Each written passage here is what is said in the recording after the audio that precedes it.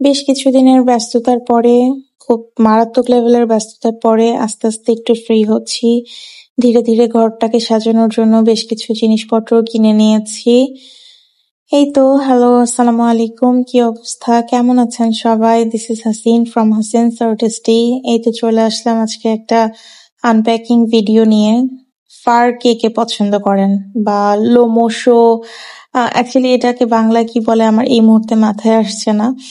Anyways, আমি ফারের জিনিসপত্র সবসময় খুব পছন্দ করি।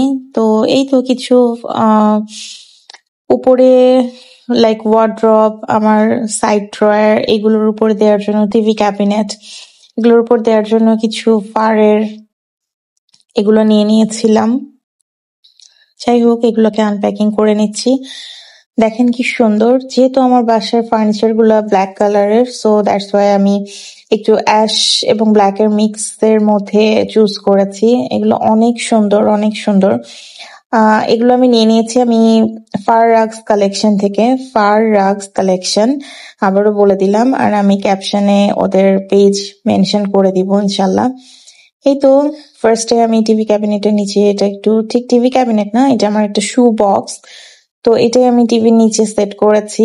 তো এটার উপরে এটা দিয়ে নিচ্ছি, দেন এগুলাকে এর উপরে যা যা ছিল এগুলো সাজিয়ে নিচ্ছি সুন্দর করে। দেখেন সুন্দর লাগছে না? যে কোনো জিনিস অর্গানাইজড হলে কিন্তু অনেক সুন্দর লাগে। তো এই তো কেমন লাগছে দেখেন। আর এখানে এই পেজে আপনারা এগুলো কাট পিস হিসেবে সেল করে। অ্যাকচুয়ালি এগুলো তো বড় বড়, লাইক আপনার যেগুলো আমরা ম্যাট হিসেবে ইউজ করি সেই সাইজে এভেলেবল থাকে ইউজুয়ালি, আমি যতটুকু জানি। তো যাই হোক, ওনাদের কাছে আপনারা কাট পিসও পেয়ে যাবেন। সো এটা একটা সুবিধা। সো আপনারা সাইজ দিয়ে মেজারমেন্ট দিয়ে দিলে ওরা সেই অনুযায়ী আপনাদেরকে করে দিবে। এই তো এরপরে আমি আমার সাইড ড্রয়ারের উপরেও দিয়ে নিলাম, জিনিসগুলো সুন্দর করে সাজিয়ে নিলাম।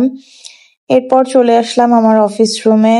দেন এটা আমি আমার যেটার উপর প্রজেক্টরটা রাখি সেটার উপরেও দিয়ে নিলাম, একটা টিভি ক্যাবিনেটের মতো ছোট বলতে পারেন।